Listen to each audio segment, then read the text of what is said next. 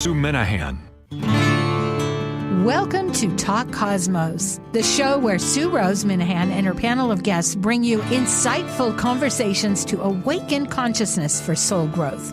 Come journey with us through astrology's energetic cycles and get ready to understand your path in the cosmic roots of the stars.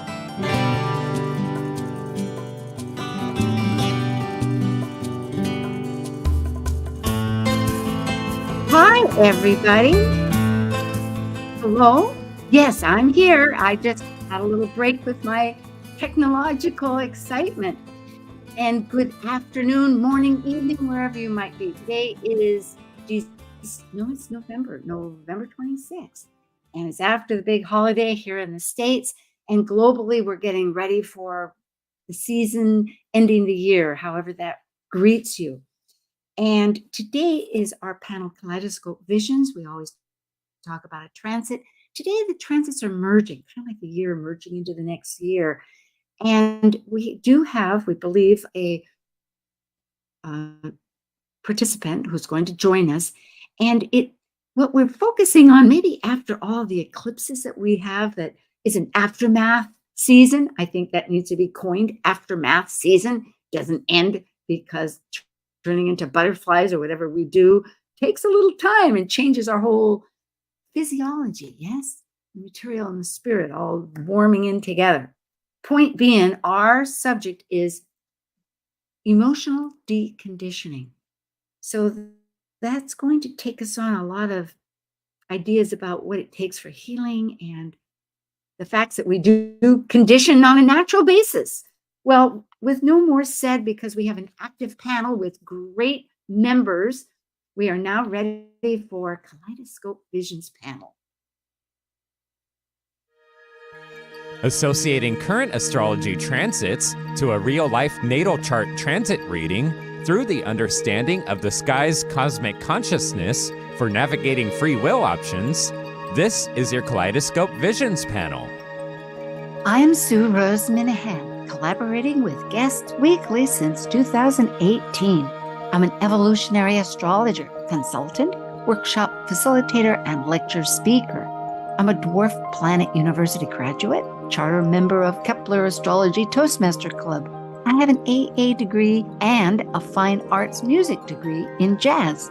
I'm a certified color energy life coach, a writer, artist, musician, and ardent mythologist, a student of esoteric philosophies and life. I'm Amanda Pierce. I'm a soul-centered astrologer, blending intuition into my practice. I believe the universe is always working for our highest good and seek to empower my clients in our readings. I teach a 4-week series of empowerment-based meditation classes that connect you deeper into your own intuition and innate power. I work in communications with a passion for employee experience. I also have a BA in psychology. I'm passionate about healing and enjoy helping others create new realities and shift old paradigms. And I am John Chenworth, an astrologer from Seattle, Washington. I grew up in southern Arizona and was so obsessed with mythology that I concretely imprinted the Greco-Roman pantheon into my psyche. I still see those gods and goddesses infused into everything around me. My experiences of working with developmentally disabled and resource students for many years as both teacher and mentor has given me a strong compassion for others and has seasoned me with an exceptional reconciling energy.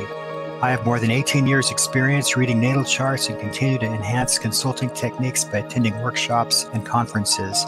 I use a unique blend of evolutionary, archetypal, and traditional astrological methods to look for themes in the birth chart for us to explore.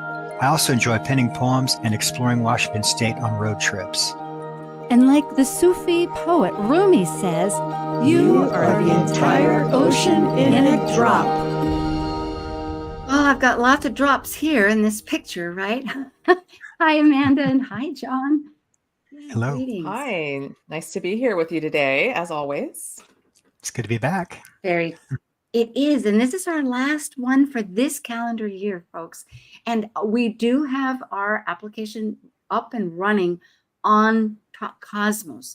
And so we have January filled, but February on, please participate. And we look forward to having new people. But today is very exciting. And it's hard to know where to begin exactly, except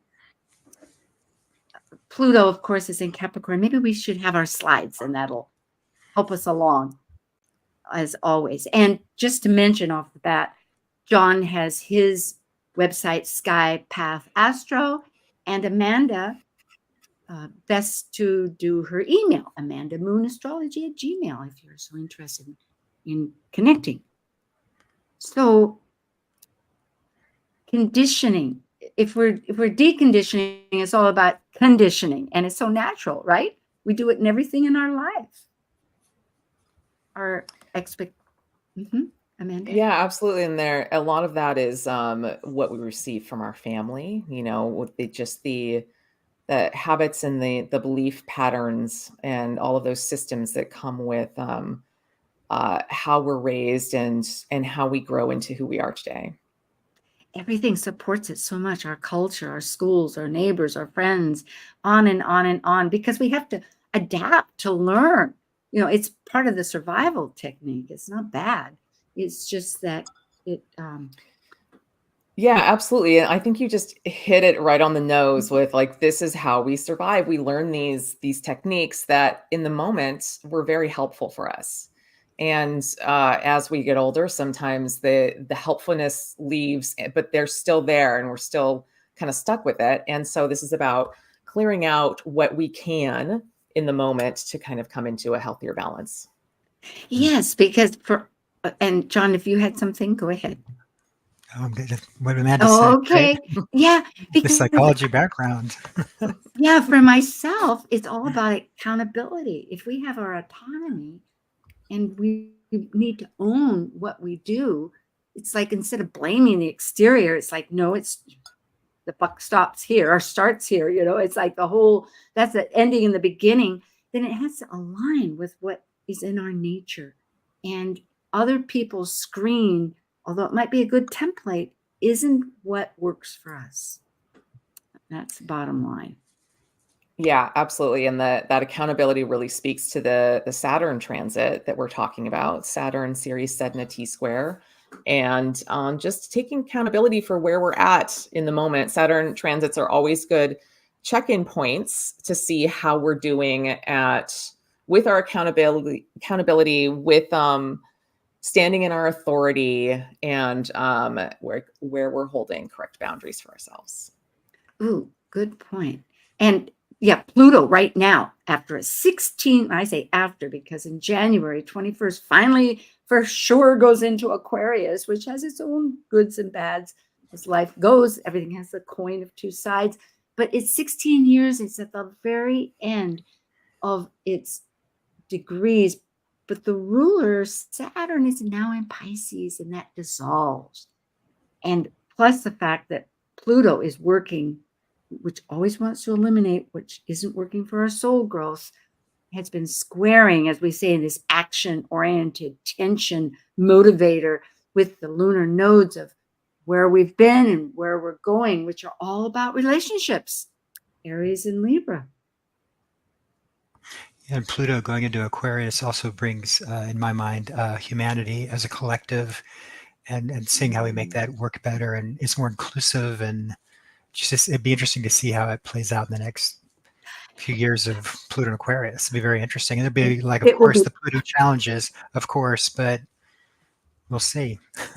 Yes. And think of all the babies being born then that'll have their Pluto and Aquarius. It's right. Like, oh my goodness. Well, now is the time, by Charlie Parker. So here we go. Like early representatives of the coming Aquarian age, whenever that starts, it's kind of interesting to think about.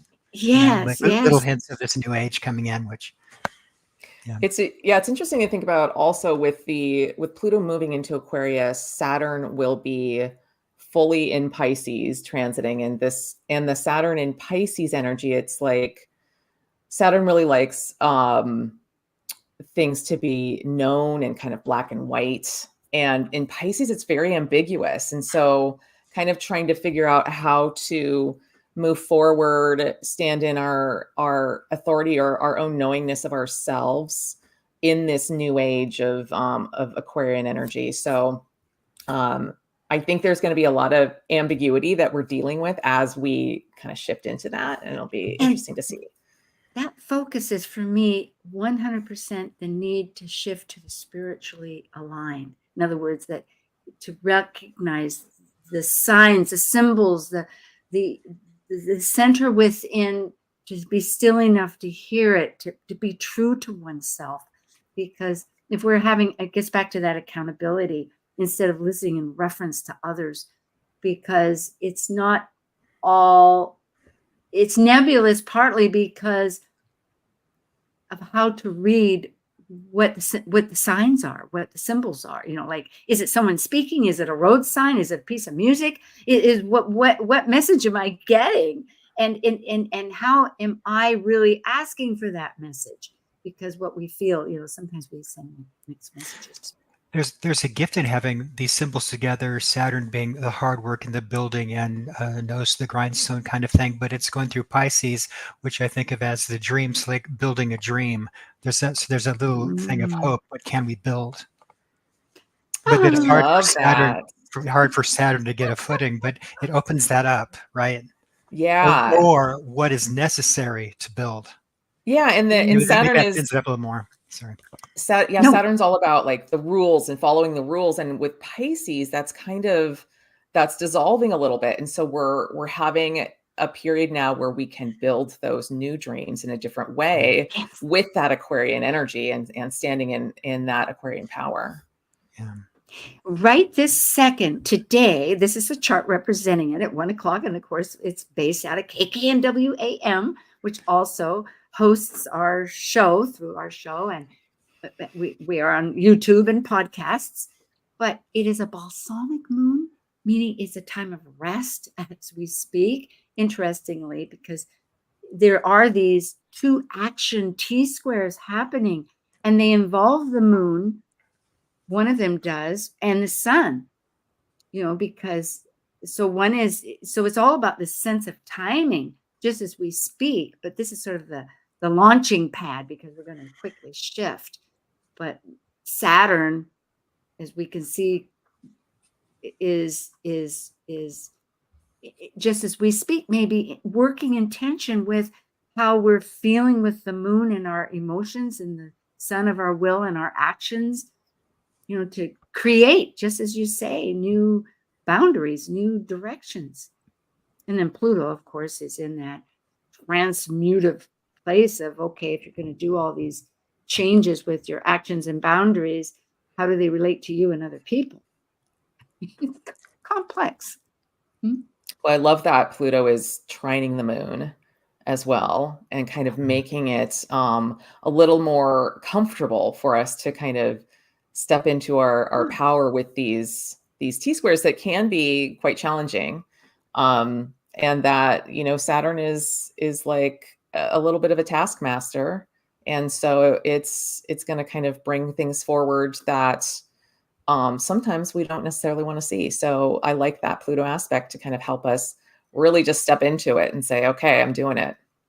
Thank you. It kind of resolves the shock. There's a nice trine. I guess that's actually to Uranus, but it's, well, maybe that's out. I was going to talk about Juno over there, but I think that's trining Uranus. Maybe if, who are the assistants, who are the helpers with the innovative ideas, something like that. Find those people in your crowd. Help from your friends. It's so good. Well, we have here Q, their natal chart. And thank you, Q, for allowing us this opportunity. And they were born on, they go by pronouns they and theirs, them, December 28th, 1990 in Manchester. I think it was New Hampshire. New Hampshire. Yeah, I was thinking New England. I kept thinking that's not, it's in New England. Thank you. Yeah, at 5:49 in the evening. So it's just the beginning of a evening lower hemisphere chart with the sun, big stellium in Capricorn there in the 6th house, duty That's oriented. my eye goes to all the Capricorn. Wow. Very strong. And North Node in Capricorn, and the ruler Saturn in its own sign, very dedicated, that strong, very strong. Talk about conditioning. And also I'm wondering, a very strong work ethic, right? Yeah. Or complete the job. You have to do all the parts of it to know that it's finished. Accountable, So accountable to self. there's a word. Thank you. Yeah, Yes. all that Capricorn energy is hardworking in the 6th house, which is that Virgo energy, which is it's a house of service, it's a house of action, getting things done in the material world. And so it's like all that Capricorn energy, this person has come in with lots of lifetimes of having been in that Capricorn energy of No, it's North Node, but you're true. Sorry, Amanda, you're right. It's coming in, but the South Node, were you going to say? Because it's in Cancer. Yeah. I'm So sorry. I'm going to mention that though, because that definitely plays into it. Just lots of lifetimes of kind of being in that energy where they are the kind of the general leading the troops. And with Capricorn, it's like when you have that, you often don't get to kind of like sit back and like feel your feelings because you're in the action often. And with all of this Capricorn energy, there is still that Capricorn North Node. So it's like, yes, they're bringing that in from their past lives, but they're still going towards it. And you see the outer planets Neptune and Uranus in there. So they're shifting how they're doing it. And so this is coming in a new way to kind of be worked through in this lifetime and to be moving forward into it with that North Node in a new way. At the top of the chart, you have Moon and Mars, and I guess Vesta and even Sedna, which is a heavy gathering for Taurus, which, Capricorn being the moving forward Earth where you're climbing the mountain, having that Taurus there is, I'm going to be a feeling of being more grounded and enjoying the beauty more. So that's a little hint there. We're going to brush off the hard work ethic a little bit. You know what I'm saying? We're going to enjoy a little bit.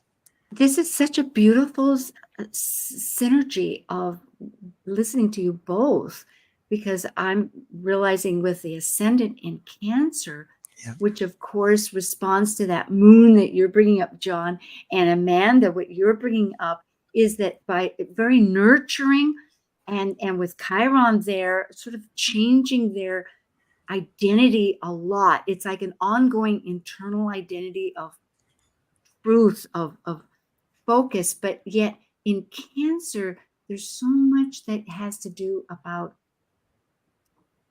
the deep, well, I'm thinking the deep past. It's not really deep past, but for this person, I think with those outer planets there, all conjoined in that 6th house, opposing it, must be, and Chiron right in the 12th, so much deep spirituality that needs to dig out and needs to be embraced because very nurturing. But the question remains, how is that nurturing, as I think tying together with what you're both saying, serving the self? Another read on the Taurus is the settling of the emotions. So you have the South Node indicates many lifetimes of doing things a certain way. So a lot of Cancer energy, a lot of emotional letting out of them. The person might still be in that. And the Taurus moon is saying, wait a minute, you have all these emotions. Let's ground them a little bit and see if we can see what we're feeling here and get on a more solid ground. And then we can get that Capricorn action going. Does that make sense? Yeah. And if I can jump in with the series, that looks like the question mark, folks, right down at the bottom with the red arrow and the other 2 arrows, and that happens to be the same degree, 22 degrees Libra, that the solar eclipse was in. So there was probably a huge shift. It's an aftermath. And here we are giving this synopsis. This is one part of it. But as we will see, this person's having a solar return coming up and so many more returns. But it's also, and I think we'll jump ahead to some other charts. Amanda, you might have something to say. Yeah. And can I just, it's about nurturing. I was going to say, go ahead, nurturing and grief. Yes. And the moon in Taurus, which rules that South Node, is also, Taurus is a very self-sufficient sign.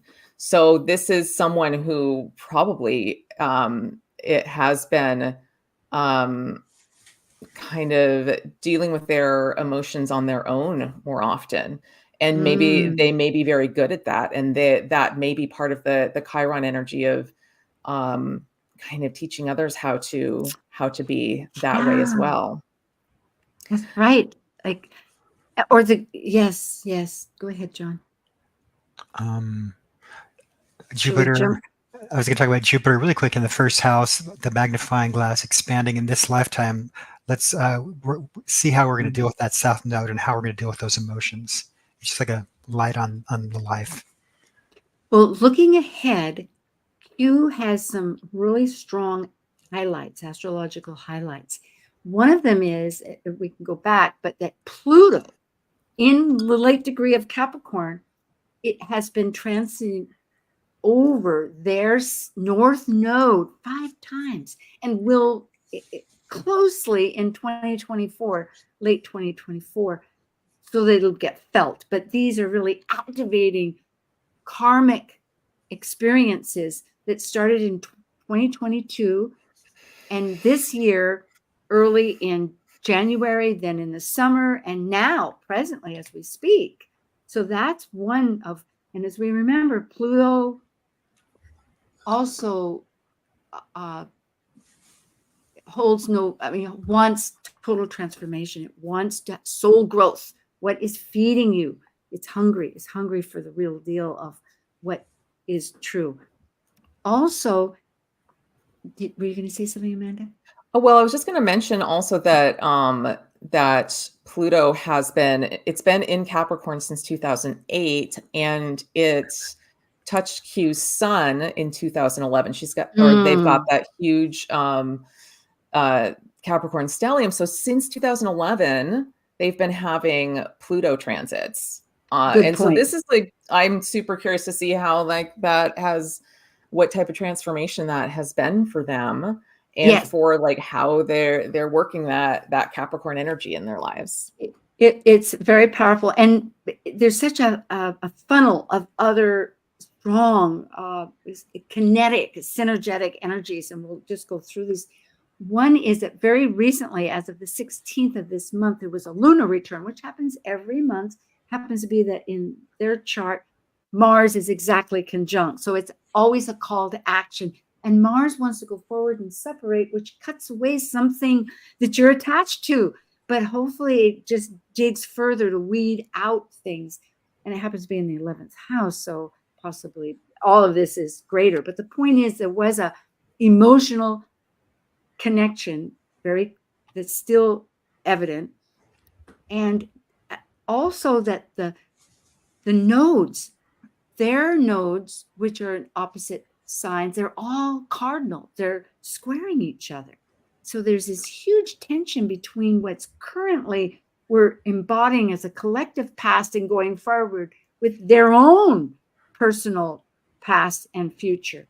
And it's happened since, as you say, it's a phase. So it's not anything we can pinpoint, but it's part of this whole huge internal change, because since mid-July, and actually right as July went into August, but at this moment, it's 3.5 degrees in orb. So it's still being recognized, although it's out of the thick of it. So here we have that biwheel that shows that conjunction of the moon, because this is, what is this? This is the natal on the inside, December 28, 1990, and then today, which is November 26th. As you can see, maybe I was wrong. We're having a lunar return right now. You know what? I put a 16. It should be a 26. That was a typo. Sorry. Today, we're having a lunar return. That's the big news. And Pluto on the north node. Yeah, okay. and this Pluto on the north node, it's not the Pluto's. They've been dealing with it for a while, so this is not like a new thing out of the blue type of energy. So this is kind of the culmination of that Capricorn journey and that Pluto transit, and how they're moving through it and empowering themselves. So maybe I was thinking empowered choices. Whenever I see the nodes crossing each other, I think of it, having to make a decision on the soul's path and what you really want to do. And with all this experience going through Capricorn, Pluto going through Capricorn, all this time, it's like, okay, what do you make of that? What do you want to do? What decisions do you want to make? Right, because here we have the emotional body that always wants action, and so it's very forward. And here we're giving all this emotional news right here. It's like a stepping stone towards embodying it. So going ahead as of tomorrow, Venus is actually going to conjunct that square with series of nurturing. So it's all very potent, whether it's today or tomorrow. But before their solar return, that somehow we'll get to in the next minute or two, there are Mercury returns. And for this individual, that's pretty potent because it happens to be when Mercury will be retrograding, and Mercury being at the same degree as the galactic center. That's one of the reasons why I think spiritually it'll be heartening to hear how this person might be navigating that aspect, if it's working, how it's working in their life. I mean, meditation would be a fantastic practice for somebody with Mercury conjunct the galactic center. I mean, that is like, you could really open yourself up to channeling and getting information. All channels open. It's yeah. Galactic center. Yeah. So the first time it's going to be direct is like dominoes in a couple of days. Today's the 26th. So on the 28th, there's these quick series of movements. And then, of course, right on Christmas Eve, and then again in January. So it will be a process to review. So here we have the solar return. That's important for everybody. It's once a year. And John, you brought up that, and I think I have that on the next slide. Do I? Yeah. Right now, maybe we should just jump right to, well, the moon is opposite. We were talking about the moon and Pluto before. As of today, is they're having a lunar return, and then Pluto's on the nodes. Well, those two are, when they're opposite of each other, is awareness. So there'll be greater awareness of this emotional embodiment. What made the conditioning for the habits, for the emotion, for the childhood, and what structures can we keep and what can we release? That's a big part of this.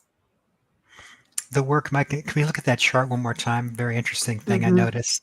Leo in the first house. So the sun is ruling the chart, and there's the sun in the sixth house, which continues the work, but on developing some kind of a regimen to continue with the work, and allowing yourself to shine and feel warm in that and feeling good about that.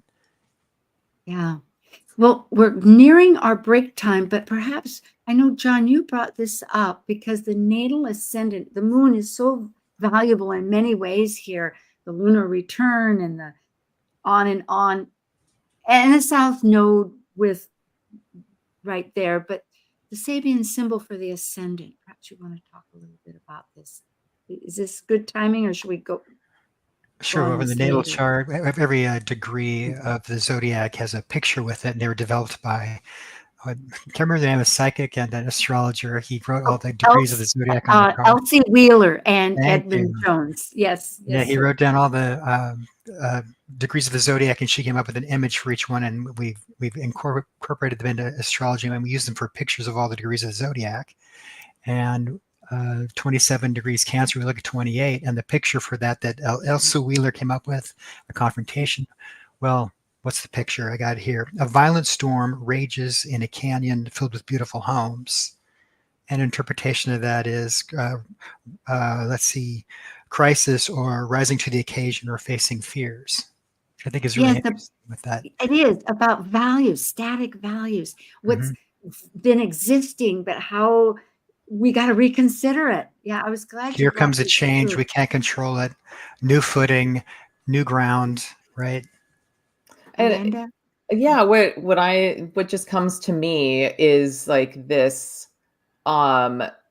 desire to cut through everything that is that's kind of like a false status, and like wanting to just rip it down. If it's not going to survive a storm, then does it have worth in your life? Like you don't want these false illusions of these homes that look expensive, but they're just going to crumble.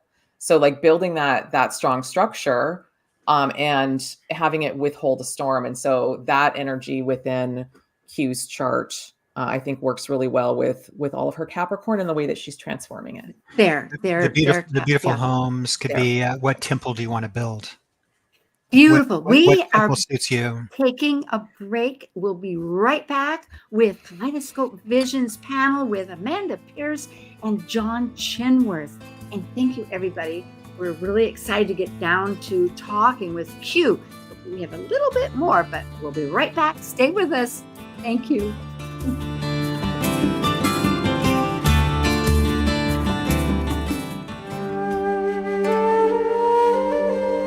While we take a break from this week's edition of Talk Cosmos, let's take a look at this cycle's archetype. We are currently in the Yang period of Sagittarius, ruled by the largest of all planets, Jupiter, the Roman god, or Zeus by the ancient Greeks. By leaving a cycle based on power and powerlessness of life and death and regeneration, involving committed relationships, Sagittarius energy finds meaning for an expanded perspective and potential for actualization in their search for truth. As a mutable fire sign depicted by the centaur, Sagittarius is adventurous and seeks the beyond. Sagittarius travels to far places, physically and mentally, to find the truths of life. This is Martha Norwalk. Every Sunday morning, beginning at 9 a.m., thanks in part to NewProSupplements.com, we cover the world of animals. This week, it's Shelter Rescue Sanctuary and anything that helps our animal friends Sunday. We'll check in with Meow Cat Rescue, Help Animals India, Animals24-7.org, and the Ananda Institute for Living Yoga. But the best thing is, it's time to unleash the Jingle Cats. Martha Norwalk's Animal World, Sunday morning, 9 a.m. to noon, right here on Alternative Talk, AM 1150. Talk Cosmos brings insightful conversations to awaken consciousness for the soul growth with hour-long programs every Sunday at 1 p.m. Pacific on KKNW. Talk Cosmos weekly programs are also available to watch live on the Talk Cosmos YouTube channel and Facebook page. While you're there, make sure you click the like and subscribe buttons so you get the full Talk Cosmos experience. Or if you'd rather listen to the show archives with audio only, the entire podcast collection since 2018 is available on most podcast carriers. And to find out about upcoming programs, sign up for the newsletter at talkcosmos.com. So grab your coffee, tea, or kombucha and enjoy the show. Giving local voices a chance to shine. Alternative Talk 1150. Hi again, we're back. And if we could get those slides, and I will mention that if anybody wants consultations, we do it. And please go to Talk Cosmos. You'll see all, or just go to these slideshows, and it shows Amanda's email and John's website, of course mine. We'd be glad to work with you personally. Here we have Hugh's natal with the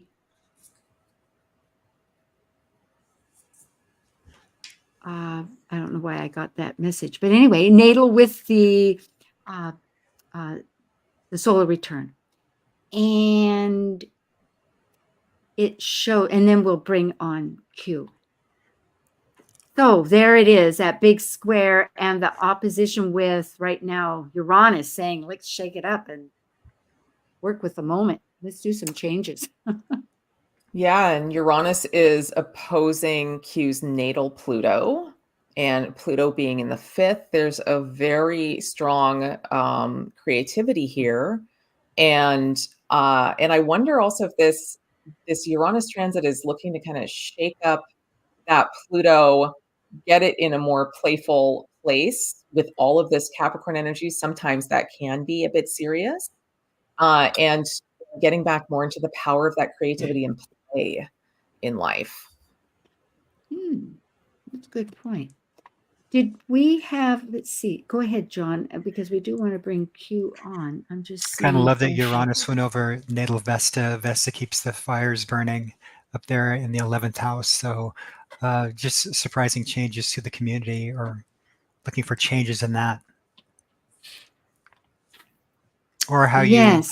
you experience your community. And is your community charging your battery? You know, do you feel comfortable in it? What needs to be changed?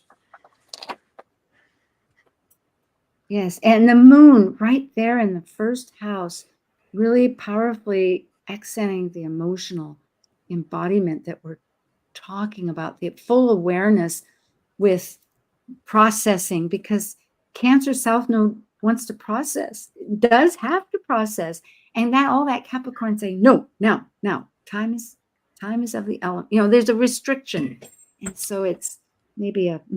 Amanda? Yeah, well, just looking at that we didn't mention this before, but as Pluto's been transiting through Capricorn, it did just trine that moon and Mars in their 11th house.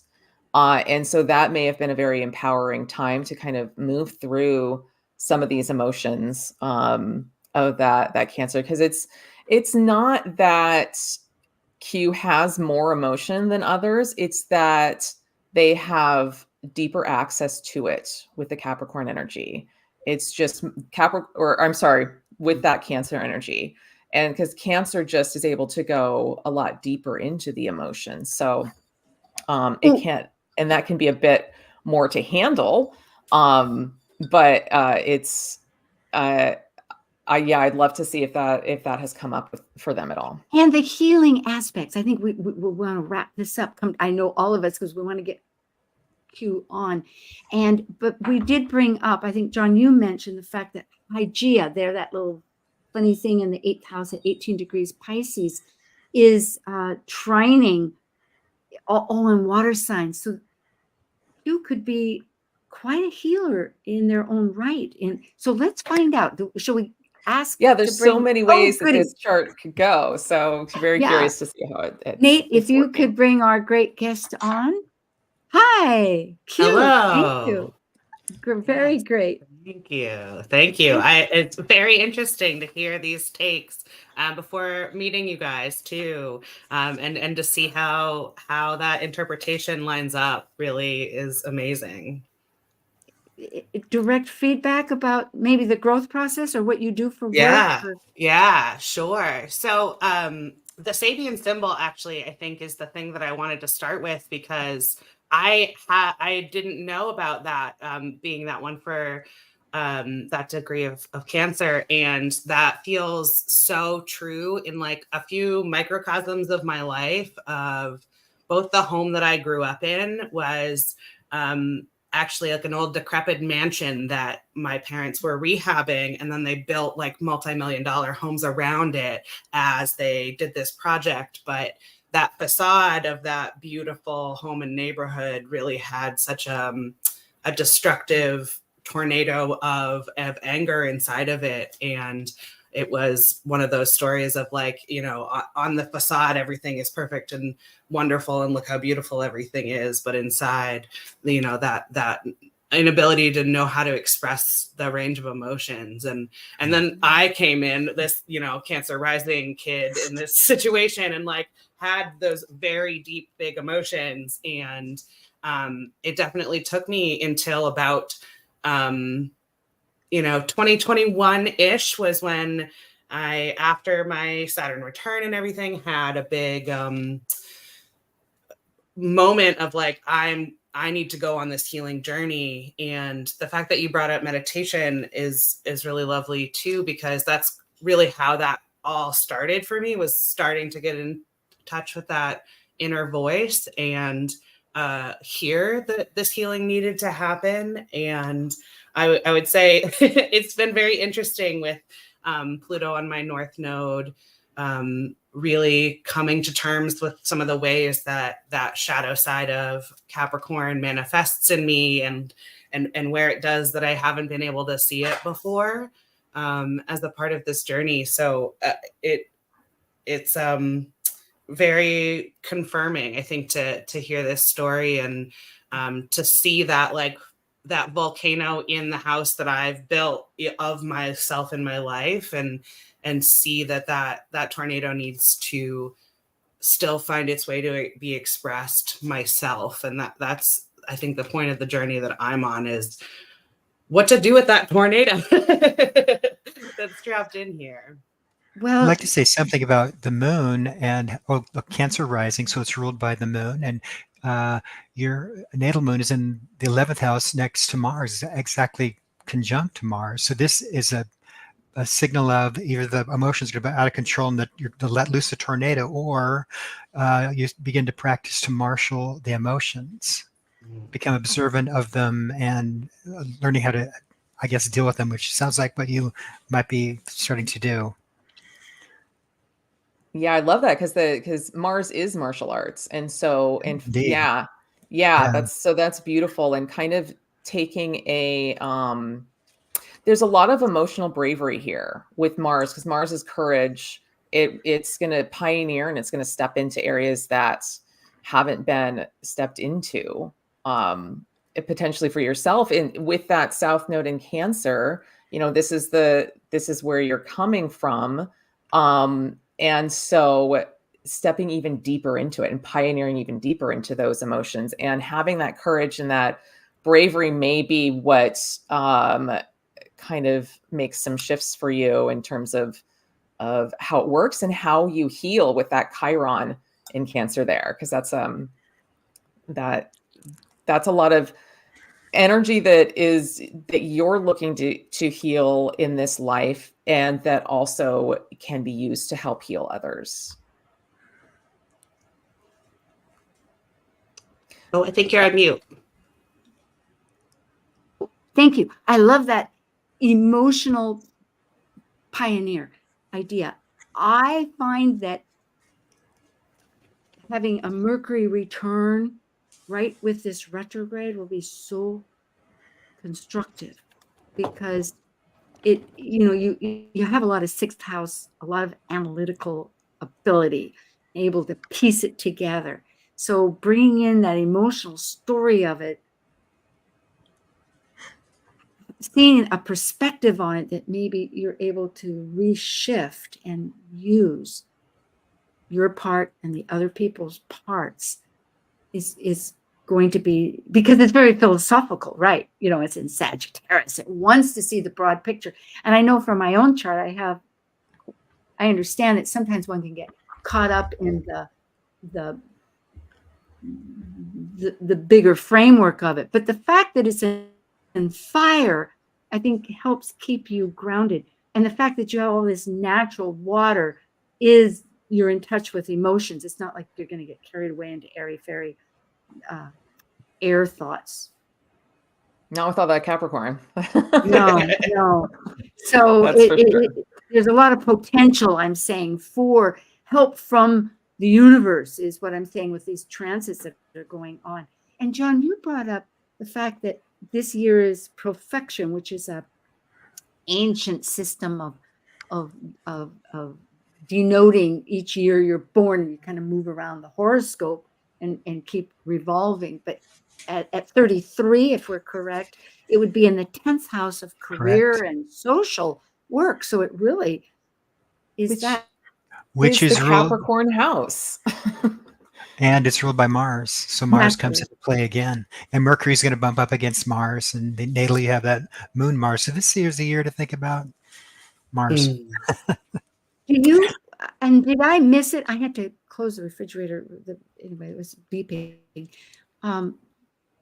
Did I miss what you do or what you're thinking of doing in this world? Or does this relate? If you feel like sharing it, like how does this? I see two things that I haven't really figured out what the synthesis might be, but I work in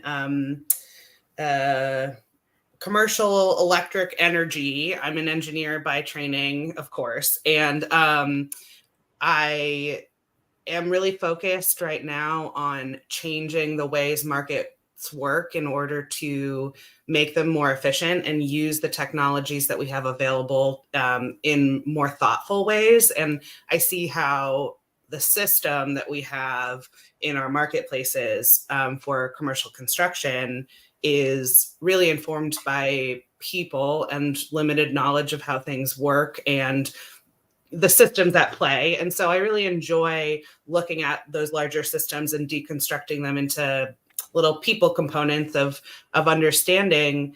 And that's done pretty well for me. I know what I do, and I'm comfortable there, and I'm very comfortable being very visible. I think as Jupiter went through my 10th house recently, that all kind of came off. And with the eclipses, I think more of that will continue. But what I also do in kind of the other side of me is in my personal life, working with people on feelings. And that's something that really is like at the core of when I feel like I have been able to understand something and integrate something, is if I experience it once myself, and then afterwards, if I see it manifest in somebody else after I've, become aware of it and worked on it, that having a conversation that's really like, compassionate with somebody else who's going through something that I can see myself in, that point feels so much more healing to me than the working on it myself was. It never feels complete until I can hold that space for somebody else. And so that I have a calling there that I haven't figured out what to do with. And I would like to connect with other people more on that intimate level. But it's very, it doesn't feel reckoned with like all the Capricorn that's like, do the very traditional career route, keep going up that mountain, don't ever stop, and look the other way. Well, I think this is a great year to start making headway into that secondary career piece, or even if it's not a career, if it's like, this is the 10th house is your legacy, right? This is what you'll be known for. And it's ruled by Mars, and which connects with that moon and connects with that Chiron in Cancer. And so really being that advocate for others. I love that you're talking about holding space. That's such a Taurus energy and such like a gift to have and give to the world. And even it being in the 11th house could be like online work that you do with this. I don't know if that's what you're doing currently, online work, but the 6th house is it's the work we do, but it's not necessarily our career or legacy. So yeah, you've got a lot of that energy in there, but it's not like it's not that healing or that maybe that purpose that you're looking for. Do you ever consider being a mentor of some kind? That's a great question. I think that I have filled that role a little bit in the more traditional engineering space, but it is not one that has come through in other avenues in the interpersonal side as much. To me, no, go ahead. I was going to say, to me, it's a great year to research. I'm thinking of that 6th house loves to kind of figure out more. We all have a lot of that energy ourselves, but to research the avenues that you might find training, since I think that's also 6th house, to hold that space, because as Amanda and John are saying, it's you have a gorgeous foundation of a perspective for it, and the universe we don't have to worry about in some ways, because that motivation internally is going to bring focuses. So just be receptive. You might find yourself also being able to be the word mentor again, of people who struggle with their emotions, with all the Cancer energy and Chiron right there with the South Node. You have experience with this, and Chiron wants to heal that. And by doing that in the myth, he teaches others how to heal by becoming a teacher. So you might have a natural gift for helping people who maybe help with emotional work. Yeah. Do you? Yeah, Sagittarius, the professor, the Sag. I mean, the sage. Yes.